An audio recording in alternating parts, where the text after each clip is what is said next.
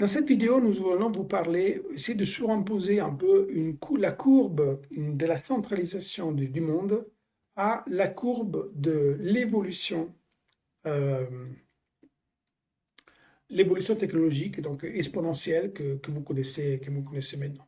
Si nous reprenons l'image que nous avons vue au départ, vous savez, hein, nous avons un âge pré-industriel, un âge, pardon, pré-industriel, l'âge post-industriel avec l'arrivée de l'électricité et des moteurs à combustion. Et nous pouvons dire que dans les premiers millénaires, en fait, les technologies arrivaient très lentement et aussi le niveau de centralisation de la planète était très faible. C'est-à-dire que, bien sûr, il y a toujours eu la centralisation. Le pouvoir a toujours été centralisé par définition. Mais cette suprématie du pouvoir n'était pas due à la technologie. L'Empire romain, quand il y avait un Jules César ou un Alexandre de Perse, ou je ne sais pas, moi je ne suis pas un historien, mais à Napoléon, etc., ils pouvaient être à la tête des grands empires, mais ce n'est pas parce qu'ils possédaient une technologie qui était à la tête d'un grand empire. Même si ça pouvait arriver que les Romains pouvaient se permettre les meilleurs boucliers en métal ou je ne sais pas quoi. Mais ce n'était pas ça le cœur l'essence de leur empire. Et donc, il n'y avait pas une prédominance technologique. On n'arrivait pas à centraliser le monde parce qu'on avait une meilleure technologie. Okay. Alors, après, on a eu par exemple quelque chose comme. Alors, ça, c'est la première flèche verte que vous voyez ici. Et donc, un monde dans lequel on a une petite centralisation qui monte, forcément, liée à la technologie, mais très, très faible. À un moment, on a une montée un peu plus accélérée. Probablement, on peut dire, par exemple, le fait de construire des grands navires. La nation qui pouvait construire des grands navires arrive à mieux centraliser parce que, par exemple, il découvre en premier les Amériques et donc il a une richesse, il a accès à une richesse avant les autres, ce qui la rend plus riche, ce qui la rend plus puissante. C'est un peu pas rebond, hein, c'est pas direct, c'est un peu indirectement, mais on a déjà des technologies qui influencent beaucoup les choses. Mais les choses les plus importantes, mais c'est toujours par rapport à un gouvernement, ce n'est pas encore une compagnie privée. Les choses accélèrent beaucoup avec l'arrivée de moteurs à combustion, parce qu'avec le moteur à combustion, déjà, il y a des compagnies grandes qui s'installent. Par exemple, quelqu'un qui faisait, je sais pas, qui produisait des chaussures à grande échelle de manière industrielle dans le Lyonnais, disons, par exemple, aurait pu commencer à devenir un pôle important autour de Lyon pour créer, pour créer quelque chose. Et donc, c'est quelque chose il y avait déjà un certain pouvoir, une certaine centralisation due au business et qu'on ne voyait pas avant, parce qu'avant, le monde était artisanal, agriculteur, etc. Donc, il n'y avait pas cette centralisation. Mais après, on voit apparaître d'autres compagnies et d'autres industries entières qui se forment. Par exemple, l'industrie du cinéma, l'industrie du showbiz, l'industrie de la télévision, l'industrie qui radio, télévision, etc. Donc, de l'entertainment. Et donc, il y a des gros groupes qui se forment. La construction d'automobiles, les grandes constructeurs d'automobiles se forment à cette époque-là. Et donc, on arrive à avoir cette première flèche rouge qui est une montée significative de la centralisation, c'est-à-dire qu'un secteur est pris par quelques sociétés qui a un monopole qui n'est pas garanti par un État, qui est toujours formellement parlant dans un marché libre, mais qui dans le fait donne à quelques compagnies qui a été assez smart pour prendre la place en première, un pouvoir même social important et une image de marque, disons, qui devient pratiquement planétaire.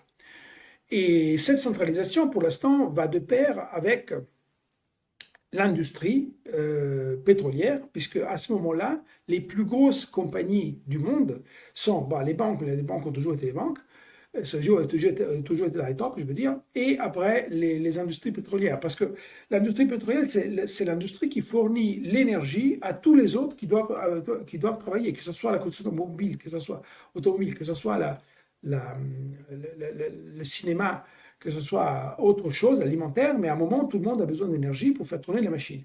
Et donc, on a jusqu'à l'année 2000, cette prédominance de grandes sociétés centralisées qui sont liées au pétrole et qui alimentent d'autres sociétés aussi centralisées qui ont un monopole sur des industries entières. Enfin, peu d'acteurs qui ont un monopole sur l'industrie entière. Monopole, encore une fois, non pas étatique, mais un monopole de fait.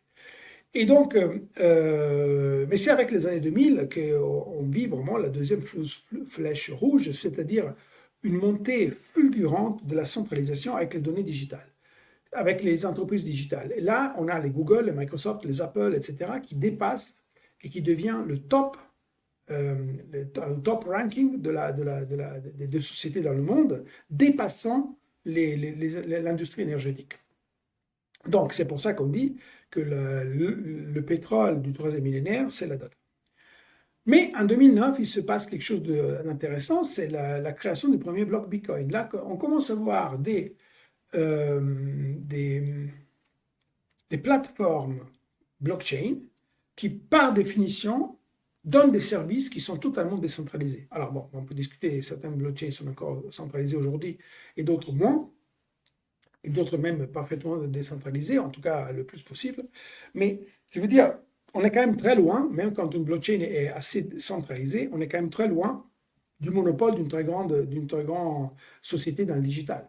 Et donc, il y a une espèce de bras de fer qui se met en place entre des nouvelles plateformes digitales qui garantissent ou qui poussent vers un monde décentralisé et entre guillemets, le vieux monde, même pas sans guillemets, hein, entre le vieux monde qui est lui, fortement centralisé et veut le rester sans doute. Donc c'est pour ça que nous, on ne sait pas ce qui va se passer évidemment. Nous pensons que, par contre, que ce graphique, c'est comme si c'était un graphique de bourse, il est trop déséquilibré. Nous, ce qu'on voit ici, quand on voit un graphique de ce type, n'importe quel chartiste vous dirait il est déséquilibré. Ce n'est pas possible de continuer sur un trend aussi violent. Il va y avoir quelques facteurs qui vont aplanir cette courbe de manière à retrouver une situation de balancing plus équitable. Et nous pensons que cela va arriver par la même technologie qui avait provoqué, de manière un peu ironique, cette forte montée de la flèche rouge la plus raide.